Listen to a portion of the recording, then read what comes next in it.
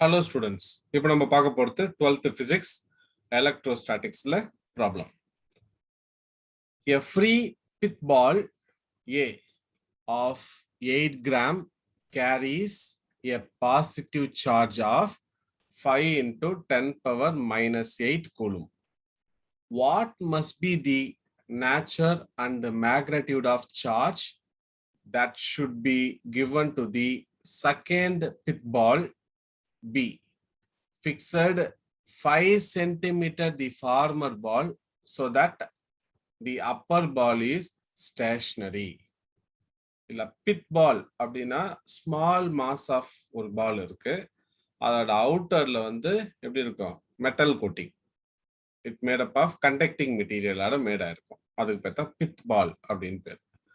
Okay, இப்போ என்ன கேக்குறாங்க? டேட்டா.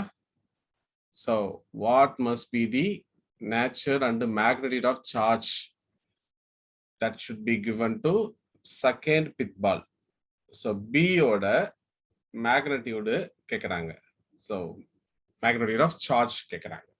Okay, so இப்போ இது ஒரு diagrammatic representation-ஆ நம்ம எப்படி பார்க்கலாம்? இப்போ இது ஒரு pith ball A அப்படின்னு எடுத்துக்கலாமா? இதோட சார்ஜ் நான் வந்து Q1 எடுத்துக்கிறேன். அடுத்தது இது another pith ball.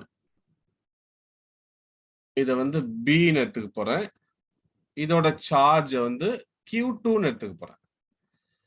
இதோட செப்பரேட்டட் டிஸ்டன்ஸ் இருக்கு இல்லையா, அதுதான் முக்கியம். இந்த சென்டர்ல இருந்து இந்த சென்டர் வரைக்கும் இதுதான் வந்து 5 சென்டிமீட்டர் அப்படின்னு கொடுத்துருக்காங்க. ஸோ கிவன் டேட்டா கரெக்டா? இப்போ என்ன சொல்றாங்க? What must be the magnitude and charge that should be given to second pith ball B fixed 5 centimeter the former ball so that the upper ball is stationary. இப்போ இந்த அப்பர் பால் இருக்கு இல்லையா, ஏ பால் ஸ்டேஷனரியா இருக்கு அப்படின்னா நம்ம 11th ஸ்டாண்டர்ட்ல படிச்சிருப்போம். இதுக்கு மேல ஆக்ட் பண்ற ஃபோர்ஸ் வந்து நார்மல் ஃபோர்ஸ் எஃப்னு சொல்லலாமா? டவுன்வர்ட் டைரக்ஷன் என்ன ஆக்ட் பண்ணும்? கிராவிடேஷனல் ஃபோர்ஸ் எம்ஜின்னு சொல்லலாம் இல்லையா? ரைட். இப்போ நம்ம என்னென்ன எடுத்துக்கலாம்? கொடுத்த டேட்டாவெல்லாம் ஃபர்ஸ்ட் எழுதுவோம். என்னென்ன கொடுத்துருக்காங்க? இப்போ இந்த இது வந்து என்னன்னு சொல்லியிருக்காங்க? It should be positive charge. Q1 ஓட வேல்யூ வந்து பாசிட்டிவ். Q2 என்னவா இருக்கும்? கண்டிப்பா பாசிட்டிவா தான் இருக்கும். கரெக்டா? ஏன் பாசிட்டிவா இருக்கும் அப்படின்னு பார்த்தோன்னா, இந்த அப்பர் பித் பால் இருக்கு இல்லையா, இது ஃபோர்ஸ் ஆஃப் ரிப்பல்ஷன்ல தான் என்ன ஆகும்? பேலன்ஸ் ஆகும். கரெக்டா? ஃபோர்ஸ் ஆஃப் ரிப்பல்ஷன்ல பேலன்ஸ் ஆகும். அப்படின்னா இதுவும் பாசிட்டிவா இருந்தா தான் ஃபோர்ஸ் ஆஃப் ரிப்பல்ஷன் இங்க நடக்கும். கரெக்டா? அப்படின்னா பித் பால் 2 என்னன்னு சொல்லலாம் நம்ம? ஸோ பித் பால் பி என்னவா இருக்கும்? Must be positive. இதுவும் என்னவா இருக்கும்? பாசிட்டிவா இருக்கும். ஸோ இதுவும் என்னவா இருக்கும்? பாசிட்டிவ். புரியுதா? ஸோ இப்போ நம்ம என்ன எழுதலாம்? நமக்கு ஒரு ஃபார்முலா இருக்கு. இங்க இந்த பித் பால் ஏல பாருங்களேன். F is equal to என்னன்னு இருக்கு? mg. கரெக்டா? F is equal to mg. நம்ம ஃபோர்ஸ் ஆஃப் ரிப்பல்ஷன் என்ன ஃபார்முலா பார்த்திருக்கோம்? F is equal to 1 by 4 pi epsilon naught Q1 Q2 by R square. இங்க எழுதலாமா அத?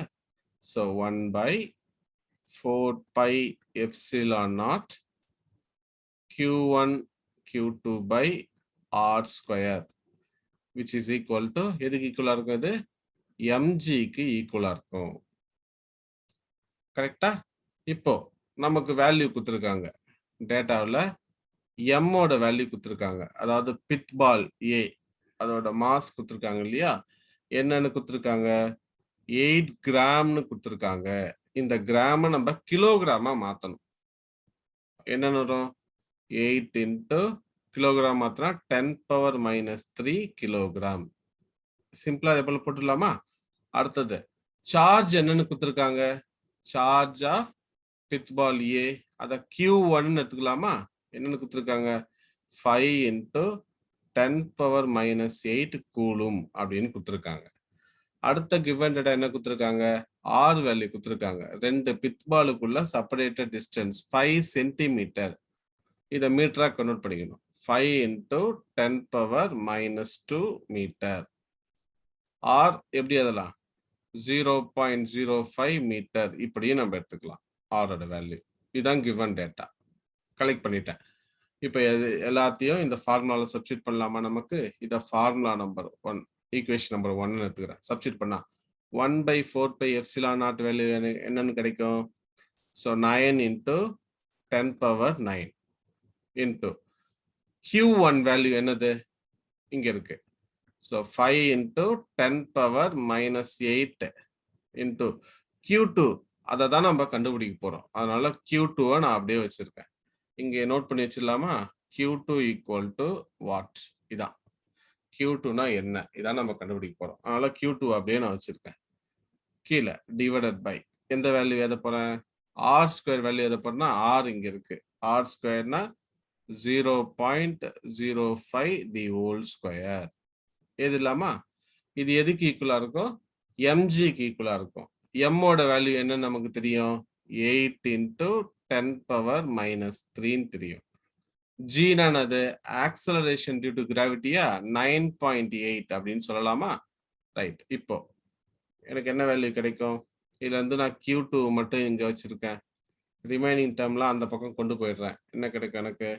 That is 8 into 10⁻⁻3 into 9.8 into 0.05 the whole square. கரெக்டா? Divided by என்ன value கிடைக்கும்? That is 9 into 10⁻9 into 5 into 10⁻⁻8 கிடைக்குமா? இப்போ பவர் வேல்யூல செப்பரேட் பண்ணிடுமா நம்ம? என்னென்ன வேல்யூ இருக்கு பவர்ஸ்? ஸோ இங்க 10⁻⁻3 இருக்கு. இந்த +9 அங்க போச்சுன்னா 10⁻⁻9 வந்துடும். 8 போச்சுன்னா 10⁻8 ஆயிடும். ரிமைனிங் டேர்ம் என்ன இருக்கு? 8 into 9.8 into 0.05 ஹோல் ஸ்கொயர் இருக்குமா? Divided by whole divided by என்ன வேல்யூ இருக்கு கீழே? So 9 into 5. ஓகே, இங்க என்ன கிடைக்கும் நமக்கு?